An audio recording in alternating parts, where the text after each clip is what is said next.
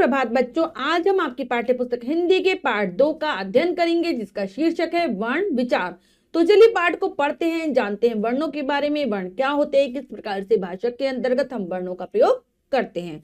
पाठ को शुरू करते हैं। पाठ 2, वर्ण विचार। हमारे चारों ओर अनेक ध्वनियां होती हैं, जैसे पशु पक्षियों के बोलने की ध्वनि, बिजली कड़कने की ध्वनि, वाहनों के चलने की ध्वनि आदि।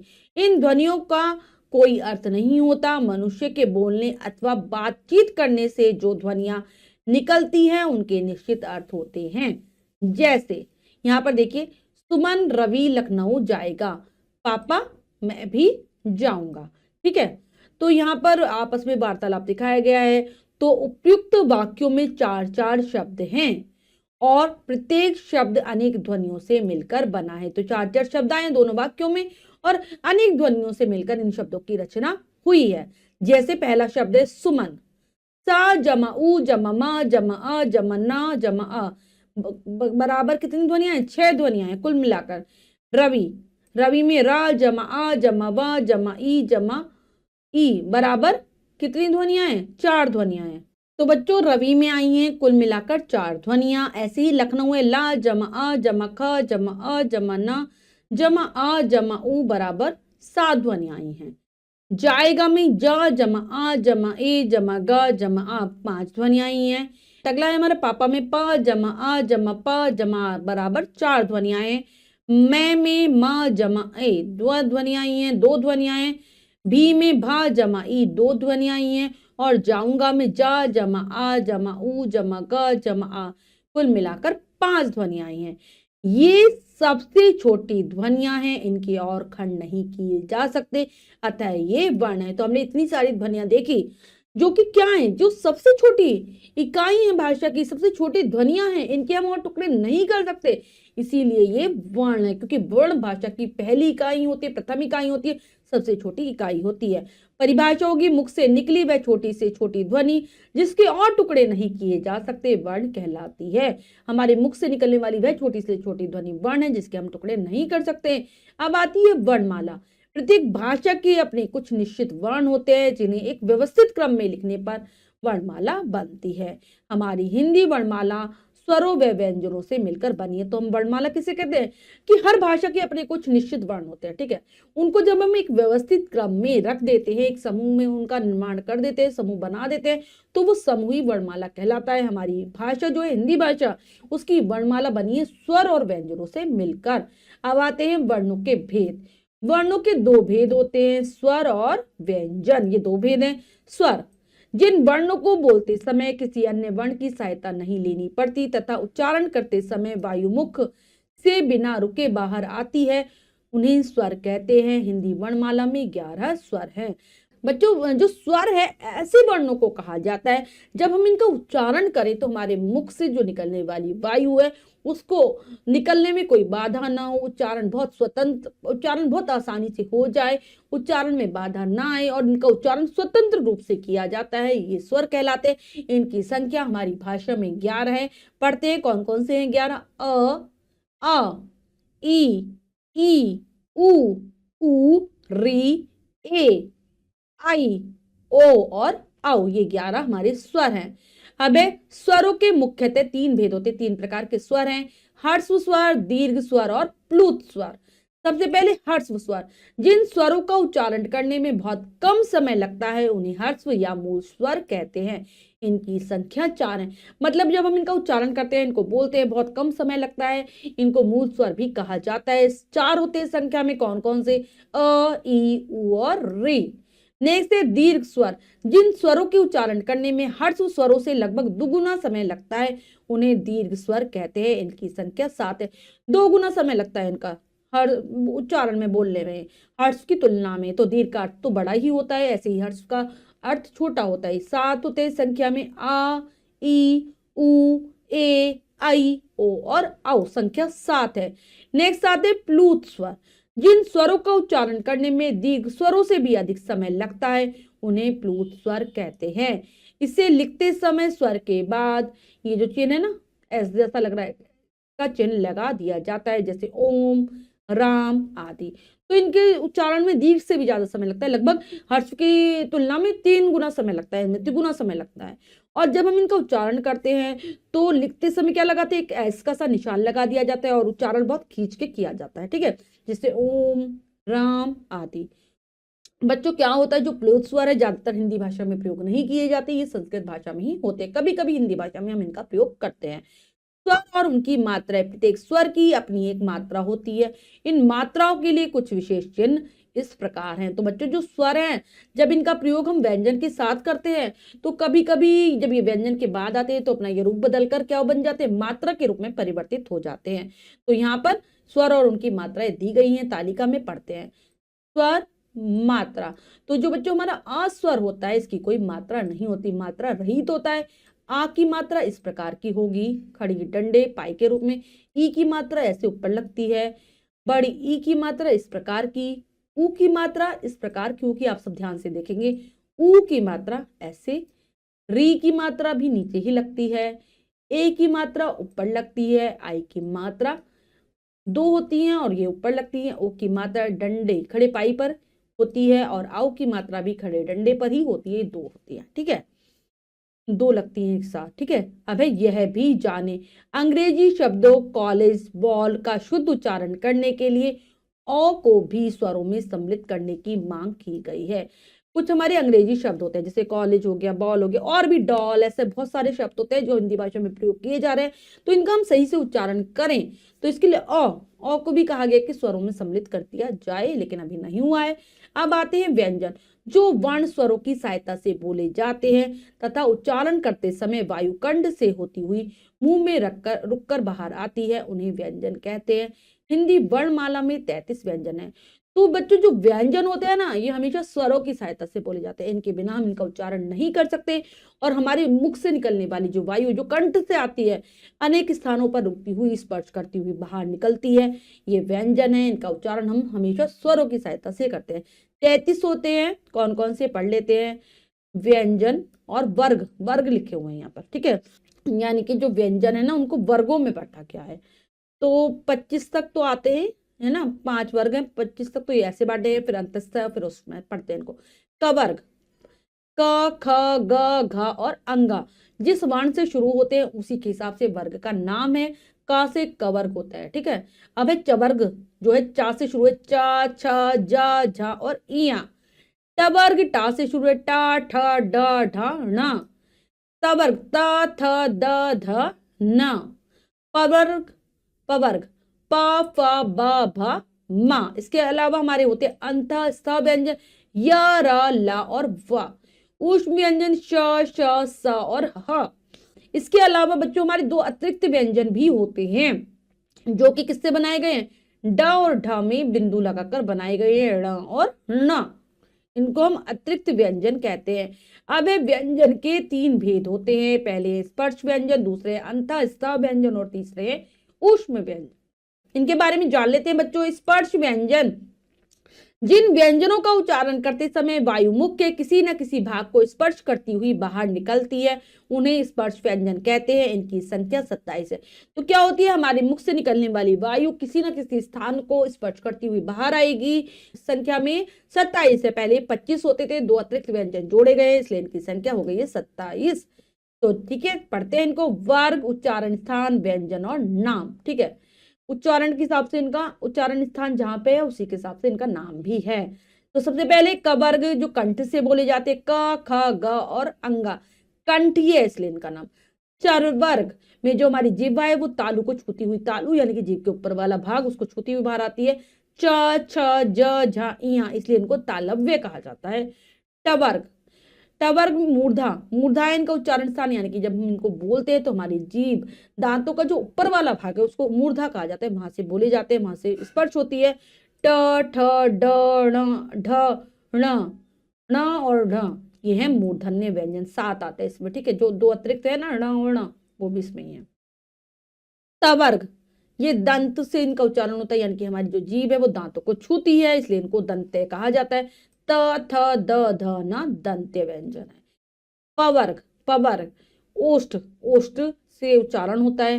प फ ब भ और म, ओष्ठीय व्यंजन है, जब हम इनका उच्चारण करते हैं हमारे दोनों होठ आपस में मिल जाते हैं।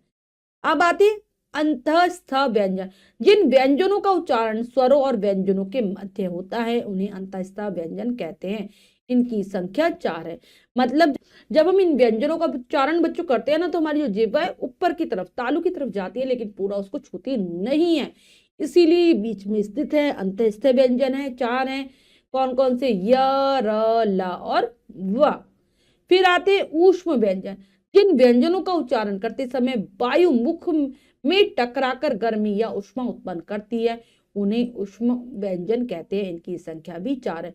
मतलब जब हम इनका उच्चारण करेंगे हमारी जो मुख से निकलने वाली वायु वो टकराती है, किसी न किसी भाग से रगड़ खाती हुई बाहर आती है, जिसके कारण एक उष्मा गर्मी पैदा हो जाती है, इसलिए इनका नाम उष्म व्यंजन रखा गया है। संख्या में 4 है। कौन सी? श, च, स और ह। व्यंजनों के उपयुक्त तीनों भेदों के अतिरिक्त 2 प्रकार के व्यंजन और भी माने गए हैं, जो इस प्रकार हैं। ये तो हो गए हमारे भेद। इसके अलावा 2 और प्रकार के व्यंजन आते हैं, एक है संयुक्त व्यंजन और दूसरे द्वित्व व्यंजन। संयुक्त व्यंजन 2 भिन्न व्यंजनों के मेल से बने व्यंजन संयुक्त व्यंजन कहलाते हैं। इनकी संख्या 4 है। 2 अलग अलग प्रकार के व्यंजनों को मिलाकर इनकी रचना की गई है। 4 होते हैं। कौन कौन से? श, ज्ञ, त्र और श्र, ये 4 होते हैं। अब इनको पढ़ते हैं कि कैसे बने हैं। का जम श बराबर श, इससे बनने वाले शब्द क्षमता क्षत्रिय। जा जम इया, ज्ञा बना ज्ञाता और ज्ञानेन्द्रिय, इससे बनने वाले शब्द है। त्र बनाए ता जम र बराबर त्र, त्रिशूल और त्रिकोण, इससे बनने वाले शब्द है। और श्र बनाए शा जम र, श्राप और श्रुतलेख, इससे बनने वाले शब्द है। नेक्स्ट है द्वित्व व्यंजन। 2 समान व्यंजनों के मिल से बने व्यंजन द्वित्व व्यंजन कहलाते हैं। जैसे 2 एक जैसे व्यंजनों को जब हम मिलाते हैं तो जो नया व्यंजन बनता है वह द्वित्व व्यंजन है। तो इसमें क्या होता है, एक व्यंजन आधा रहता है और दूसरा पूरा रहता है, एक स्वर सहित एक स्वर रहित। क्योंकि जितने भी बच्चों हमारे व्यंजन है ना, सब में स्वर मिले हुए हैं, आ स्वर सबके साथ लगा हुआ है। अगर हम उनमें से आ स्वर को निकाल देते तो उसकी रचना इस प्रकार से हो जाती है। जैसे क के नीचे ये छोटी सी रेखा है ना, हमें रेखा को खींचना पड़ता है। तो यहाँ पर एक जो पहले वाले आए हैं जिनके नीचे रेखा खींची है वो स्वर रहित है और ये स्वर के साथ है। ठीक है, पढ़ते हैं इनको कैसे आएंगे। क जम क बराबर कख, मक्का और धक्का, इससे बनने वाले शब्द है। जा जमा ज, सज्जन और लज्जा, इससे बनने वाले शब्द है। टाल जमा ट, टट, मिट्टी और खट्टी, इससे बनने वाले शब्द है। चा जमा च, सच्चा और कच्चा, इससे बनने वाले शब्द है। अब आते हैं स्वरों व व्यंजनों का मेल किस प्रकार से होता है। आज स्वर के अतिरिक्त दूसरे स्वरों के साथ व्यंजनों का मेल होने पर स्वर अपने मूल रूप में नहीं लिखे जाते, बल्कि उनकी मात्राओं का प्रयोग किया जाता है। स्वर और व्यंजनों के मेल की तालिका इस प्रकार है। मतलब आ स्वर की तो बच्चों कोई मात्रा ही नहीं होती, ये तो सभी व्यंजनों के साथ मिला ही रहता है, इसीलिए वो रेखा के बिना लिखे जाते हैं। अगर इनको इसको हटा देते तो नीचे एक हमें छोटी सी रेखा खींचनी पड़ती है, जिसको हम क्या कहते हैं, जिसको हम कहते हैं हलंत, हलंत या हल रेखा कहते हैं। जैसे मान लो क है, ठीक है, ये क है, अगर इसमें आ मिला है तो ये ऐसे लिखा जाएगा, अगर आ नहीं है तो ये ऐसे लिखा जाएगा। ठीक है, अगर हम इसमें से हटा देते हैं। ठीक है, तो बच्चों इसके अतिरिक्त जो हमारे और जो स्वर हैं जब वो व्यंजनों के साथ मिलते हैं तो वो मात्रा के रूप में परिवर्तित हो जाते हैं। किस प्रकार से होंगे, तालिका के माध्यम से जानने का प्रयास करते हैं। तालिका दी गई है, स्वर, मात्रा, शब्द और मात्रा का प्रयोग। ठीक है, कि स्वर है अ, इसमें मात्रा नहीं होती, मात्रा रहित है, तो इससे बनने वाला शब्द हो गया कमल। का जमा अ जमा म जमा अ जमा ल जमा अ, तो आ मिला रहता है। ठीक है, अब आ की मात्रा इस प्रकार की होगी मान, मा जमा आ जमा न जमा अ, मान। जब माँ में आ की मात्रा जोड़ी तो क्या हो गया माँ, फिर ना में आ जुड़ गया मान। ऐसे ई की मात्रा किस प्रकार से जुड़ेगी, निशी, ना जमा ई जमा शा जमा ई, निशी ई की मात्रा इस प्रकार की होती है खीर, खा जमा ई जमा रा जमा आ, ऊ की मात्रा हमेशा नीचे लगती है कुल, का जमा ऊ जमा ला जमा आ, ऊ ऐसे लगेगी फूल, फा जमा ऊ जमा ला जमा आ, री की मात्रा मृग, मा जमा री जमा गा जमा आ, मृग बन गया। नेक्स्ट है ए की मात्रा इस प्रकार से होगी खेल, खा जमा ए जमा ला जमा अ, आई की मात्रा पैर, पा जमा आई जमा रा जमा अ, पैर। ओ की मात्रा रोम, रा जमा ओ जमा म जमा अ, रोम। औ की मात्रा कोआ, का जमा औ जमा आ, कोआ। अब आते हैं, अगला हमारा प्रकरण है वो है अयोग वाह। हिंदी वर्णमाला में कुछ वर्ण ऐसे भी हैं जो न तो स्वर हैं और न ही व्यंजन, इन्हें अयोग वहा कहते हैं। ये वर्ण इस प्रकार हैं। तो ऐसे भी आते हैं कुछ वर्ण बच्चों जो ना तो स्वर की श्रेणी में हम उन्हें रख सकते, ना ही हम उन्हें व्यंजन में रख सकते, इसीलिए इनको अयोग वहा कहा जाता है। 3 प्रकार के होते हैं, कौन कौन से? पहले है अनुस्वार, यानी कि ऊपर बिंदु लगी रहती है, अनुनासिक ऊपर चंद्र बिंदु रहता है, और विसर्ग जिसमें 2 बिंदु अंत में रहते हैं। अनुस्वार, जिन वर्णों के उच्चारण में वायु नाक से निकलती है वे अनुस्वार कहलाते हैं। इनका चिन्ह ये बिंदु है, जैसे पंकज, अंगद, चंचल आदि। वायु केवल जो हम इनका उच्चारण करेंगे, वायु हमारी केवल नाक से निकलेगी, इसलिए इनका नाम अनुस्वार है, और चिन्ह एक बिंदु के रूप में रहता है। पंकज, अंगद, चंचल इसके उदाहरण है। अब है अनुनासिक, जिन वर्णों के उच्चारण में वायु मुंह और नाक दोनों से निकलती है, दोनों से निकलेगी, जो हमारी मुख से निकलने वाली वायु नाक से भी आएगी, मुख से भी आएगी, वे अनुनासिक कहलाते हैं। इसका चिन्ह चंद्र बिंदु है, जैसे चांद, आंख, हंस आदि से बने हुए शब्द है।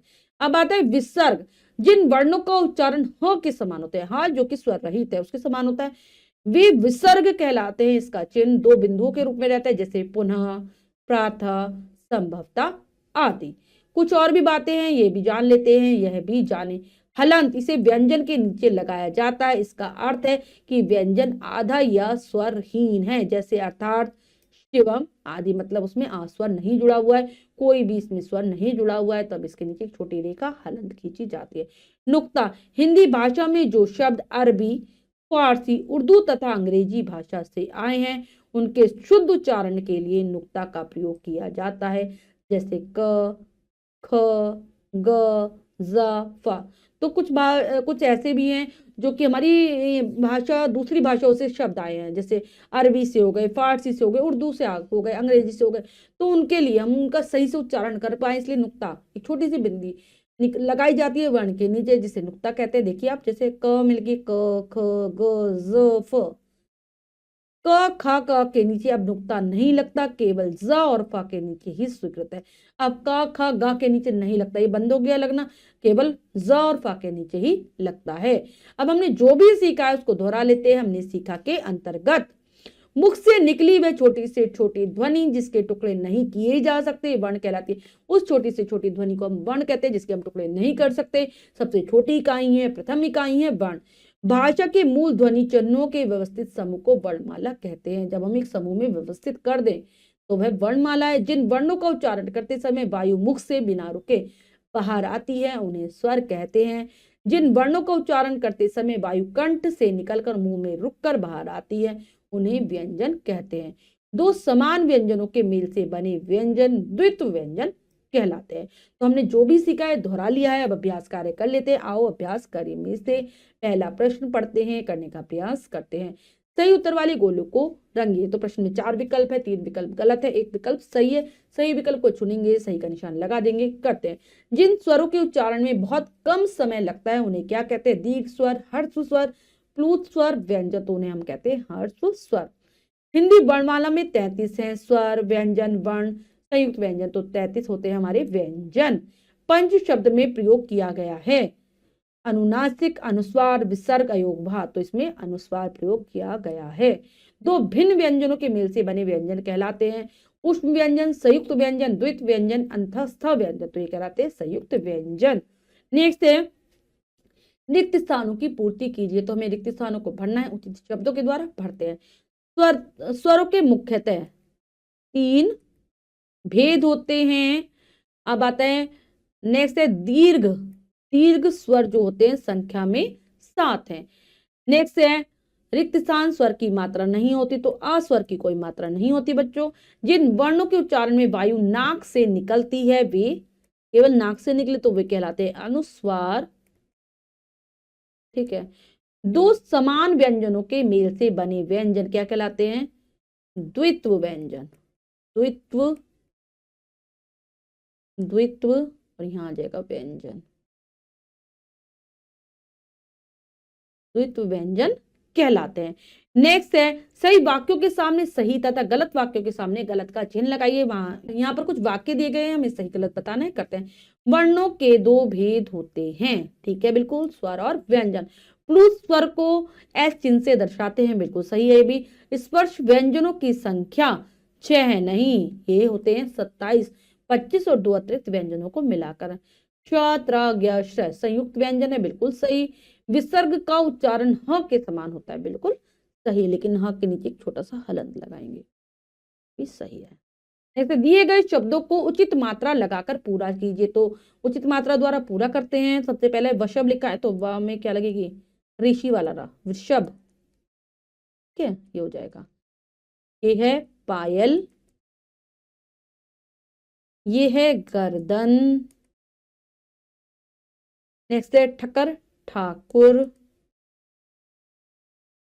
दर व ज, उपयोग, ठीक है। बाकी 3 आप स्वयं लिखने का प्रयास करेंगे। अब दिए गए शब्दों में उचित क्या करिए, नुक्ता लगाइए। नुक्ता यानी कि छोटी सी जो बिंदु लगती है, कैसे लगेगी, इज्जत लग जाएगी। फरिश्ता में यहाँ फा के नीचे फरिश्ता। फसल कहाँ लिख के लगेगा, यहाँ पर। जहाज सा में लगेगा दूसरे वाले ज। टेलीविजन, टेली टेलीविजन, टेलीविजन में कहाँ लगेगा, यहाँ लगेगा, ठीक है। नेक्स्ट है फरमाइश, फरमाइश, फरमाइश, ठीक है। फिर है जोरदार, यहाँ पर जोरदार। जमीन, जमीन ऐसे हो जाएगा। और जोर, ज, तो बच्चों आवाज होती है ज हो जाती है, और फ की फ, ठीक है, जब नुक्ता लगता है। अब दिए गए शब्दों का वर्ण विच्छेद कीजिए, अलग अलग करके लिखेंगे। कैसे लिखेंगे, कीर्ति को क, ठीक है, नीचे हलंत। जमा, जमा के बाद क्या आ जाएगा, री। री कैसे लिखते हैं हम, ठीक है, ये हो गया। उसके बाद जमा त और जमा ई, हो गया कीर्ति, ठीक है, ऐसे होगा इसका वर्ण विच्छेद। फिर प्रयोगशाला। नेक्स्ट है क्या, प्रयोग। प्र है पहले, तो प्र कैसे बनाए, प जमा र जमा अ, ठीक है, ये बन गया। फिर आया य जमा ओ जमा ग और जमा आ, ठीक है, यहां तक बन गया। अब है शाला, और है ना, शाला को कैसे करेंगे, श जमा अ जमा ल और जमा आ, ये हो गया हमारा प्रयोगशाला। ऐसे ही बनेगा अगला व्यायाम। व्यायाम में कैसे आएगा, व ठीक है, फिर जमा जमा य, आधा है तो आ नहीं जुड़ा हुआ है, ठीक है, य जमा अ जमा य जमा अ जमा म और जमा आ, हो गया व्यायाम। फिर है राजधानी, ठीक है, राजधानी इधर वाले आप स्वयं कर लेंगे, मैं इधर वाले लिख देती हूँ, ठीक है। संयम, संयम कैसे लिखेंगे हम, स जमा अ, ये वाला, जमा य जमा अ जमा म जमा आ, संयम, ठीक है, संयम, यहाँ पर ये लगा हुआ है। अब है परीक्षा। परीक्षा कैसे करेंगे, प जमा अ जमा र जमा ई, जमा क्या है, श जमा अ, परीक्षा। अगर हम चाहें तो इस वाले जो श है उसको भी हम अलग अलग करके लिख सकते हैं। क्या, किस किस से बनाता है ये, क जमा श से, ठीक है, ऐसे भी लिख सकते हैं। अब हमारा बाकी है राजधानी, मटमैला, मजबूरी। इसको आप स्वयं लिखने का प्रयास करेंगे। अब है अ का प्रयोग करते हुए कोई 6 शब्द लिखिए। तो अ का प्रयोग करना है, जो हमारी अंग्रेजी भाषा की एक ध्वनि है अ। तो क्या आएगा, पहले लिखते हैं कॉलेज, कॉलेज। और क्या होगा, कॉलेज के अलावा हमारा क्या होता है, बॉल, बॉल। नेक्स्ट हो जाएगा हमारा ऑफिसर, ऑफिसर कैसे लिखेंगे, ऑफिस, या फिर खाली ऑफिस भी लिख सकते हैं, ऐसे लिखा जाएगा। बाकी 3 आप स्वयं लिखने का प्रयास करेंगे। अब है निम्न वर्गों के व्यंजन लिखिए। तो व्यंजन लिखने हमें पहले क वर्ग के लिखते हैं, क, ख, ग, घ, और लास्ट है हमारा अंगा। ठीक है, इसके बाद आते च वर्ग, च, छ, ज, झ और इया, ये है। फिर टवर्ग, तवर्ग और पवर्ग, इन तीनों के आप स्वयं लिखने का प्रयास करेंगे। तालिका आपको दी गई है ऊपर वर्णों की, उसमें से आप देखकर याद करेंगे और फिर लिखने का प्रयास करेंगे। तो बच्चों, हमने पाठ को बहुत अच्छे से समझकर पूर्ण कर लिया है। इसके बाद जो भी कार्य है वो आपको स्वयं करना है सुंदर अक्षरों में अपनी अभ्यास पुस्तिका में। बच्चों, आज हमने पाठ के माध्यम से जाना वर्णों के विषय में, वर्ण क्या होते हैं, कितने भेद हैं, किस प्रकार से हम उनका प्रयोग करते हैं। आशा करती हूँ यह पाठ आपको बहुत अच्छे से समझ आ गया होगा। पाठ को फिर से जरूर पढ़ेंगे। मिलते हैं अगली कक्षा में नए पाठ के साथ। तब तक के लिए स्वस्थ रहिए, प्रसन्न रहिए। धन्यवाद।